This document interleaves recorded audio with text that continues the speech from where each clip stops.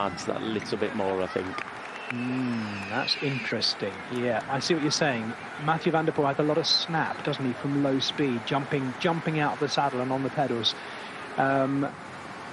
Maybe Mads Pedersen would like to go a bit longer. Adam, let me just pose this. There isn't too much room for cat and mouse and playing around between these two, is there? There's no way they could start it yet anyway.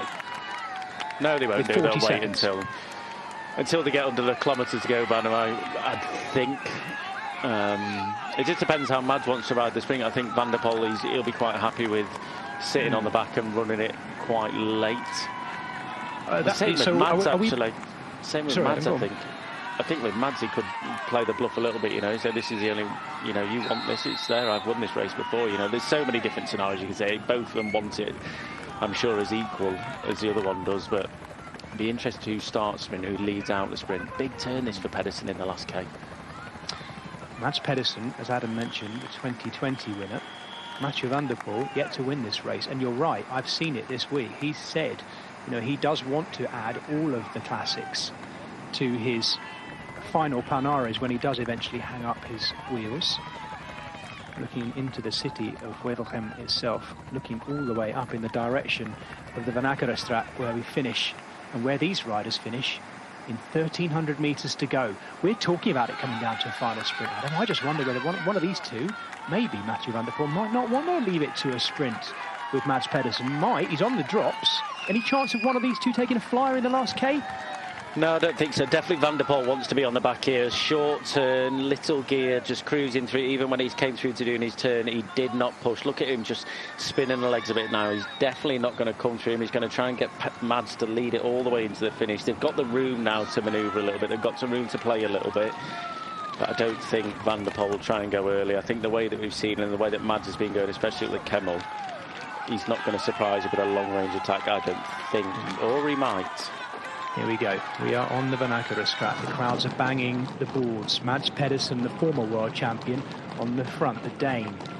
Mathieu van der Poel, the current world champion, sitting second wheel, looking back, can't see anyone coming. Thankfully, it's going to be between these two. 400 metres to go. Mads Pedersen looking over his shoulder. Van der Poel on the drops, both on the drops now. Getting twitchy. Here we go. Ooh.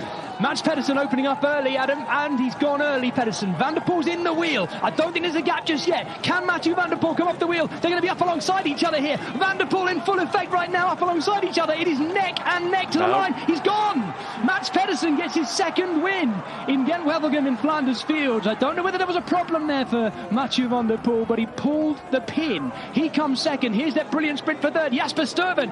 Is that Jasper Stuyven or is that... Sorry, might be Jonathan Milan. It is Jonathan Milan right in the middle. Jonathan Milan is he going to hang on? Danny Van Poppel! Danny Van Poppel with the dip. All that work that was done in the end by Bora Hansgrohe paying off, because I think Danny Van Poppel has just got on the line. Of course, I should have spotted the sprinting style of Jonathan Milan nearly taking third, but his teammate, Mads Pedersen, gets his second win in Gent-Wevelgem. And Mathieu van der Poel will have to wait for another year to add that classic, Adam.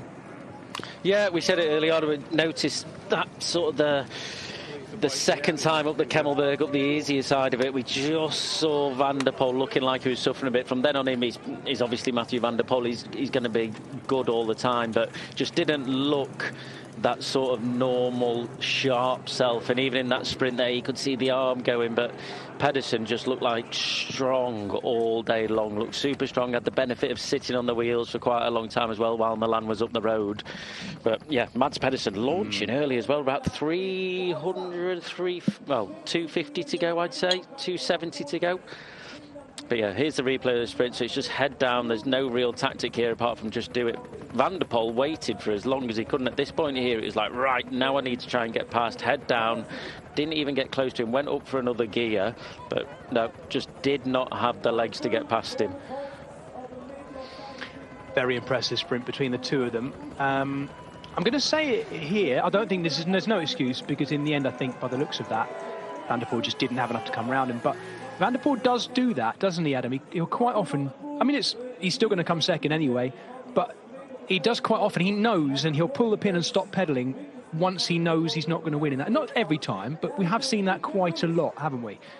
You know, there was me wondering whether he had a mechanical problem, but it was literally the kind of that shake of the head thing that he does I've seen it a few times before, haven't we? When he knows he's not going to win. And he does win so often, of course. Yeah, I think we've not seen it that much because he normally always wins, but yeah, he just knows when he's beat as well. And I think he probably knew when he didn't have the legs, but nice to see him having a pat on the back. But it's nice to see this man win as well. It's been coming for a long time, this, where he's been wanting that big win up against Van der Poel, Van Aert in these sort of races, and he's got it.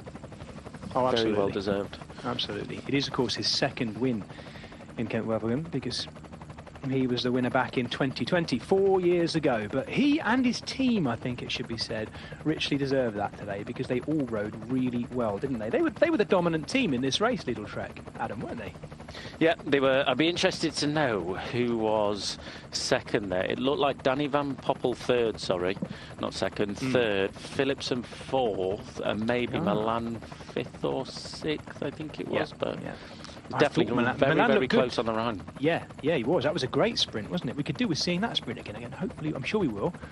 That was, what a fantastic edition of Gent-Wevelgem in Flanders Fields in mostly sunshine. It looked beautiful as well, and at times, particularly on a grey, wet, horrible day, Western Flanders can look pretty bleak. And of course, we're riding through some extraordinarily poignant countryside, past all these cemeteries too. But I think at times today, in fact a lot of the time, Flanders looked beautiful. Here's that sprint again, Adam. Milan down the middle.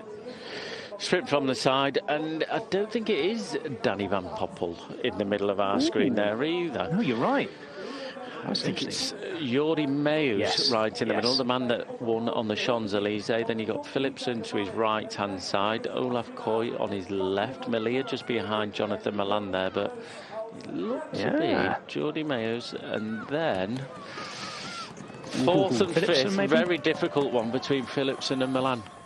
That is interesting, isn't it? I was wrongly saying, of course, that Jordi Meus was on the front earlier doing the chasing. It wasn't him, but he takes the final step on the podium. Jordi Meus just ahead of Jasper Philipsen, Jonathan Milan, Olaf Koy, Inigo May in the top 10 again. Tim Merlier was there, Dylan Groenewegen was there, and Trentin with a well-deserved top 10 place after the way he's ridden today.